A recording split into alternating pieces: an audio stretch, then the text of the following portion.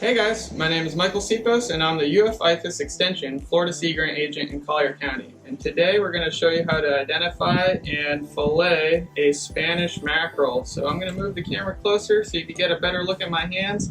And we're going to teach you how to identify this over a cero mackerel and a kingfish.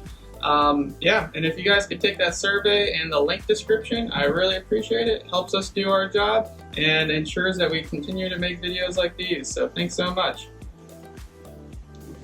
So here is our beautiful Spanish mackerel. So this is a fish that's either commonly caught in passes, on bridges, on piers, on the beach, offshore, and they're pretty tasty when they're eaten fresh, and they're fun to catch, and they're very important both recreationally and commercially. There's a big commercial industry for these things where they use a lot of purse seine nets to capture them as well as hook and line gear. So there's three pretty distinct mackerel species along our coast that are pretty often caught.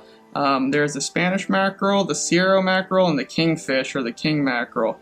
And they're pretty hard to identify when they're about this size. The kingfish can get very large, while the ceros are a little bit bigger than the Spanish. And the Spanish mackerel, actually the world record for this fish is about 13 pounds. So this fish, to give you an idea for size, was about 20.75 inches to the fork, so that's measured from the tip of the nose to right there is the fork, and that's a measurement for most mackerel and pelagic species out there for regulations. So you measure it right there rather than the tips. And to give you an idea of the tip length, I said it was 20.75 inches to the fork. The tip is 22.75 inches, and this fish was about 3.3 pounds. So an easy way to identify these Spanish mackerel to a kingfish is that the Spanish and the ceros have this black first dorsal fin right here. Kingfish don't have that, right? And then they have a pretty normal lateral line. You can see a pretty distinct lateral line here, right? And Spanish mackerels have these bronze sort of orange dots. And the actual species name, the scientific name is Scomberomorus maculatus, and the maculatus is talking about these dots right over here, while the cero mackerel have lines. The kingfish or the king mackerel, they have more sort of vertical patterning. However, they can have these spots on them, but a good distinguishing feature between them, this species and the Spanish, like I said, is that black dorsal fin. The kings don't have that. And at the second dorsal fin, the kings have a very sharp drop in that lateral line. These Spanish mackerel are pretty smooth. There's a slight drop, but the kingfish go pretty far down there. There's also a difference in gill rakers, but when you're determining, what species you have, especially with pelagic fish, you don't really want to be messing around the gills too much. But those are ways to identify this over a cero mackerel. At first, when I saw this, this is a pretty large Spanish mackerel. I thought that it could have been a cero, but the ceros, like I said, have a horizontal line pattern instead of these just these dots alone. So like I said, the world record was 13 pounds caught in North Carolina. The Florida record was actually 12 pounds caught in around Fort Pierce area. These fish are really easy to fillet. The hard part about it is to get the skin off. They do have very tiny scales. Some people think that they're completely scaleless, but we'll go ahead and start filleting them. The hard part will be get the skin off. But you could, if you wash the skin very nicely, you could eat that as well, or you could even smoke it with the skin on and sort of peel it off later, or just eat it. The skin actually has a lot of omega-3s on there, but it's up to you on whether you think that's clean enough or you want to cook it completely. But let's go ahead and get started and start cutting. There's very reduced bones and skeleton structure that you have to sort of muscle through, so it's very simple. You're just going to make that cut. You could go up in the top. I'm going to make a diagonal cut around here at that pectoral fin. Cut sideways, go down. Some people even stake these up and just put them on as like little steaks. Mackerel is really common to smoke because it has a nice oil content that really holds that smoky flavor in. So I'm doing that light cut along that dorsal fin. about a quarter to a half inch. Lifting that fillet up and skimming that backbone.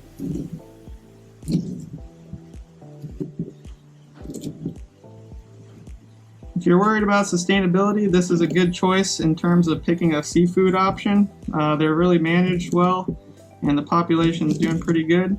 They're really fast growers. Their range is anywhere from the Massachusetts area down to the Yucatan.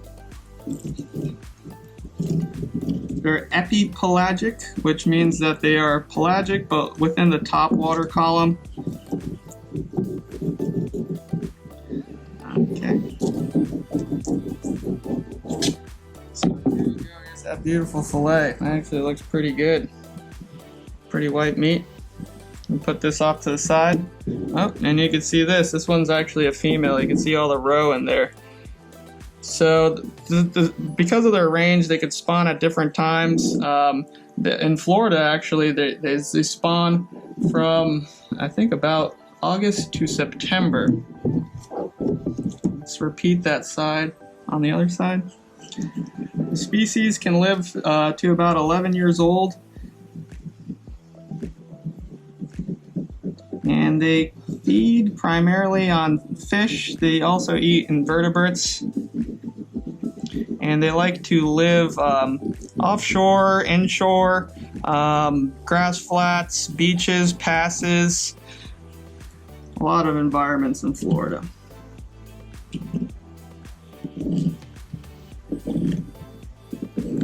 So I'm lifting up that fillet and skimming it.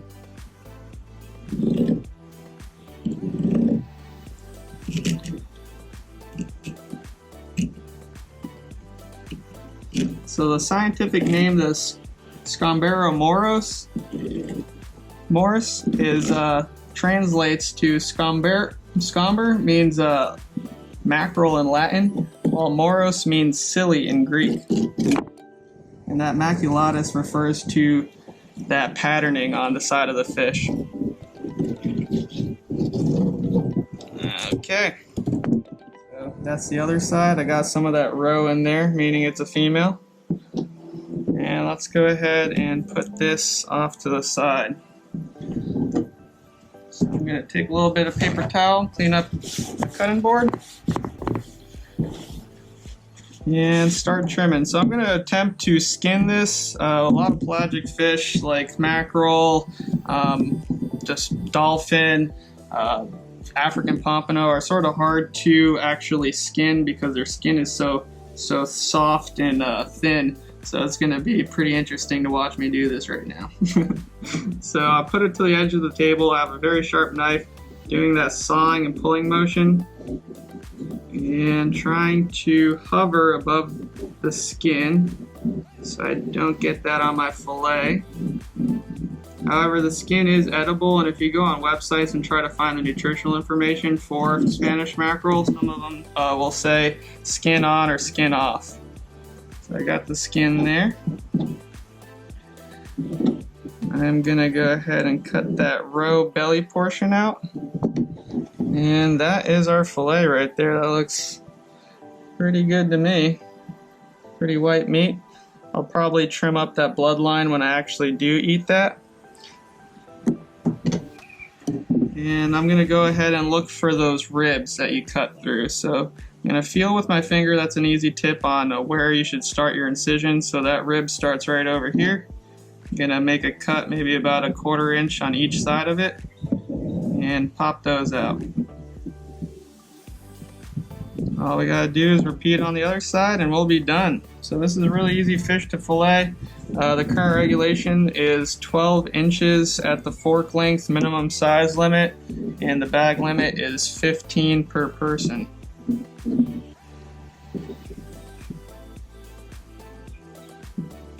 So these fish do migrate. There's different migratory patterns depending on where they're at. With the Atlantic mackerel, they will travel north in the summertime and then south in the wintertime. And in the Gulf species, they will sort of migrate back and forth to Mexico and the northern Gulf.